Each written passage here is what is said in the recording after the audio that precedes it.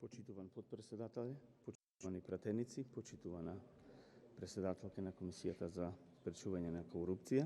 Денес пред нас е Националната стратегија за спречување на корупција и уште на самиот почеток ќе кажам дека на нас како на држава ни е повеќе од потребна оваа стратегија. Јас лично ја поддржувам потребата од носење на оваа стратегија.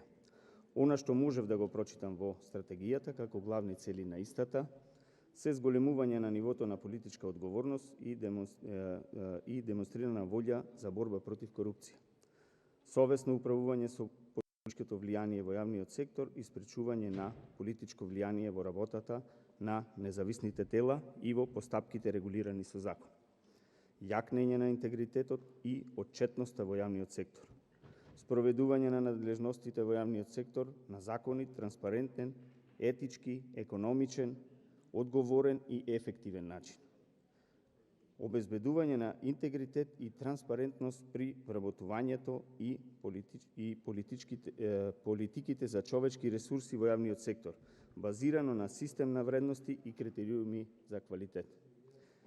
И уште неколку цели, да не ги набројувам.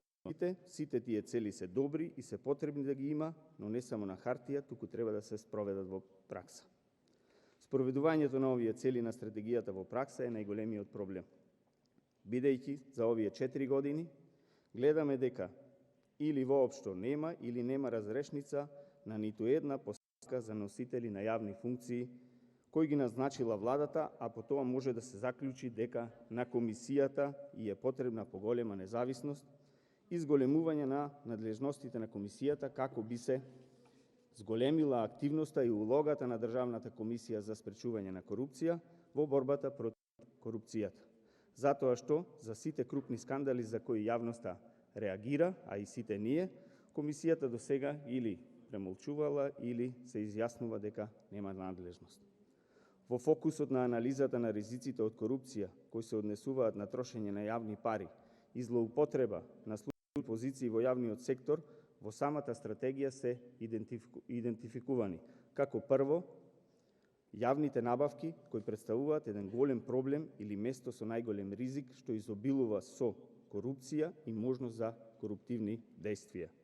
Честа појава во спроведувањето на јавните набавки е представувањето само на една понуда од економскиот оператор, пошто станува јасно дека јавната набавка е договорена да помине без наддавање со највисоката цена. Тоа е дотаму отидено што дури во една ваква здравствена криза со пандемијата, каде што секојдневно умираат луѓе поради ненавремено започнување на имунизацијата, при обидот за набавка на вакцините, бевме сведоци дека прво беа договарани процентите и провизиите преку фантомската фирма, па после тоа се размислувало за вакцините со кои треба да се спасат животите на граѓаните. Но за жал, ни со таквите проценти и високи цени на вакцините не успеавте да набавите ниту една вакцина, за што производителите увидоа дека имаат работа со мафија и со корупција, што за нив е недозволиво и поради тоа ни го вратија авансот, а Македонија остана без вакцини, бидејќи во Македонија мафијата има држава и власта функционира со мафијашки методи. Понатака, вработувањата во јавниот сектор е уште едно место што изобилува со корупција и сами кажавте дека има проблеми со овие вработувања и јас мислам дека комисијата треба да поводи повеќе сметка за овие партиски вработувања во јавната администрација, каде што услов стана дали си роднина или си пријател до некој функционер од СДСМ, за да се вработиш, не водејќи сметка воопшто за критериумите и стручноста што се потребни за изборот на кандидатите. Тука Комисијата за спречување на корупција има полни раци работа за сите овие сомнителни вработувања, да ги извади на површина, да има поведување на постапки и што е најважно разработка на тие постапки. Тука ќе се зголеми довербата на граѓаните и на сите нас во работата на комисијата и во функционирањето на системот. Но за жал, сведоци сме дека нема разрешница на ниту еден случај како би се спречиле овие партиски вработувања. Општо познато е дека во државата не остана човек кој што не е вработен од СДСМ во јавниот сектор и никој не сноси одговорност за сето тоа.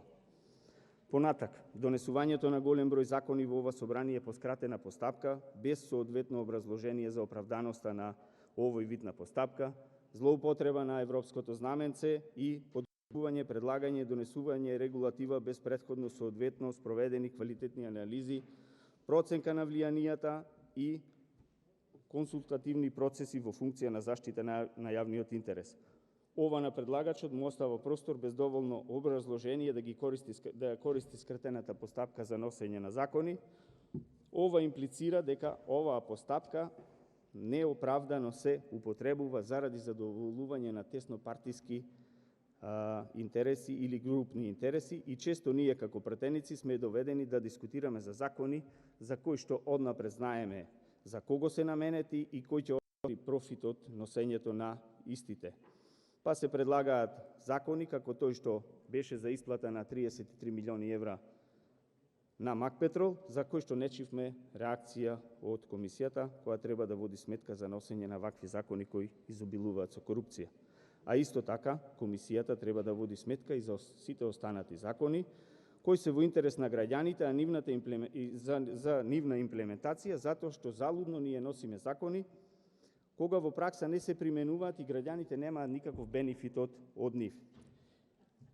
Имаме вице-премиер задолжен за борба против корупција и криминал, кој што стана поттикнувач на корупцијата, а единствен негов успех е заплената на путерот. А огромните корупцијски скандали на членовите на неговата влада не ги гледа. Затоа ќе се најдеме на 111-то место според Transparency International по степенот на корупција. А од друга страна секојдневно слушаме ветувања за Европа и Европска Унија, а се најдовме во друштво на Етиопија, Танзанија и слични на нив. Но според власта не било тоа страшно, тоа било само перцепција. Тука е проблемот во оваа држава и во оваа власт, што е толку комотна и сигурна дека нема да сноси одговорност што и да направи и каков криминал да направи. Затоа што сите конци ги држи во рака, од комисијата до обвинителството, судството, и затоа гледаме дека немаме завршени предмети против никој член на власта. Имаме предмети, но немаме завршница. А судејќи кој ни ја води државата, кој мафијашки клан нема ни да имаме, се додека ја држат власта во своји раце. Затоа ќе имаме афери од типот на делење на македонски пасоши на сите криминалци, членови на ИСИС и дилери на дрога од регионот и светот, со што станавме најбогата држава, но најбогата држава со криминалци, кои додека во нивните држави се бараат со потерници, вие им давате лажни идентитети и патни исправи со кои можат слободно да се движат по светот. Единствена странска инвестиција што ја донесе оваа власт за овие 4 години се овие балкански и светски криминалци.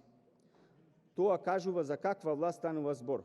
Власт што е толку криминогена и корумпирана, што вашите луѓе кои се поставени да се борат против криминалот, се главни спроведувачи и заштитници на криминалот.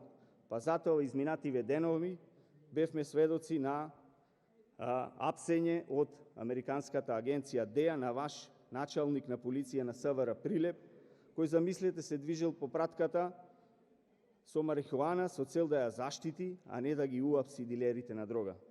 И покрај ваквите апсења на криминалци, разрешница нема да има на истите, бидејќи тие луѓе се ваши, а од друга страна се врши прогон, политички прогон на опозицијата за искажан збор.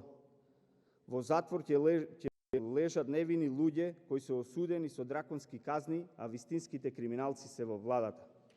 Затоа, почитувани, ја поддржувам оваа стратегија, почитувана председателке, но не верувам дека ќе се спроведе.